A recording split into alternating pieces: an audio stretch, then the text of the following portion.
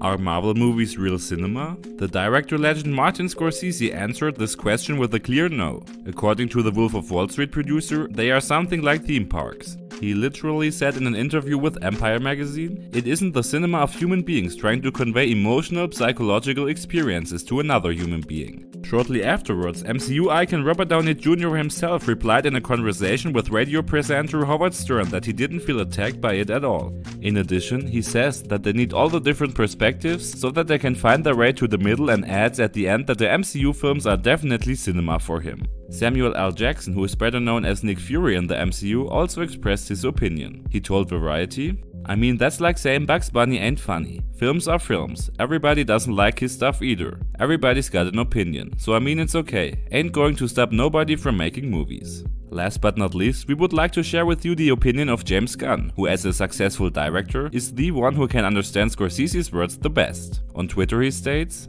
"Martin Scorsese is one of my 5 favorite living filmmakers. I was outraged when people picketed The Last Temptation of Christ without having seen the film. I'm saddened that he's now judging my films in the same way. At the end of the day, this discussion won't change anything anyway. As on the one hand, the Marvel movies for the next years are already announced, on the other hand, Scorsese can prove to everyone with his upcoming Netflix gangster epic The Irishman that he himself is making real cinema." Jared Leto doesn't seem to be too excited about the new Joker movie. After his controversial but very elaborate Joker performance from 2016, which brought him a lot of praise and criticism, the path for him seems to go neither in the direction of a solo spin-off nor in the direction of a Joker and Harley Quinn movie. Instead, Warner Brothers chose a completely different character, the Joker played by Joaquin Phoenix, who has absolutely no connection to the DC universe. According to The Hollywood Reporter, Jared Leto is said to have been pretty upset about that and to have felt passed over. No wonder, since Harley Quinn gets her own solo movie with Birds of Prey, Joaquin Phoenix has a lot more Hollywood experience, and in the Suicide Squad 2 there is no room for Leto because of a fight with director James Gunn. The new Joker film has been shown in cinema since October 4th.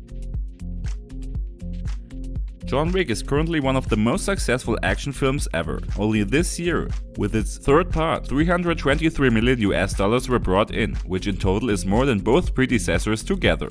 The fact that the successor John Wick 4 will happen was already known when the third part was released. But now there are news about the spin-off Ballerina that was announced in 2017. As Deadline reports, a director was found for it, namely Underworld and Die Hard 4.0 director Len Wiseman. In terms of content, Ballerina is about a young hitwoman who wants to take revenge on the murderers of her family. She is said to have completed her education at the school, which is led in the third part by a woman who is only known as the director. Unfortunately, it is not yet known who is considered for the leading role, and whether Keanu Reeves could also play a role as well. It seems likely that Ballerina will be released between part 3 and 4, so the most likely release is in 2020.